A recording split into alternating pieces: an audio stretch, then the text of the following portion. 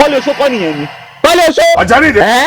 Gbòó Koleoso ìwọ la wá rí. Ṣé o sì láburú? Kò sí, a máa wá béèrè pé kí ló dé tó fi ṣe oògùn káàkiri inú ìlú. Nítorí ogun là ṣe lóògùn. A máa nífẹ̀ẹ́ sáwọn ìwà burúkú tó ń wù yìí. Ṣé wọn ò ti sọ fún wa pé kó mọ̀ sọ̀rọ̀ ọ̀rọ̀ bá? Ṣé ní sọ? Ṣé wọ́n tiẹ̀ mẹ́ni tá a rí nígbà tá à ń bọ̀? Àbúrò Làbákẹ́ tó fagídí bá lò pọ̀ lọ́jọ́ sí. Ọ̀rọ̀ ti ọmọ pupa wáyé. Kódà nígbà tá a rí kò jára ayé kò tún jára ọ̀run gan. Ẹ mú wá kí mú náà jẹ. Koleoso orí rẹ̀ wà burú ni. Kò dáràn.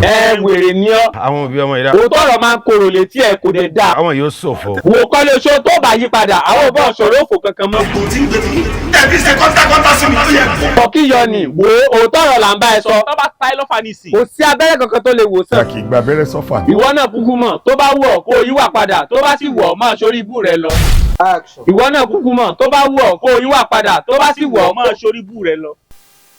Kò sí a máa wá béèrè pé kí ló dé ta ló ṣe mistake.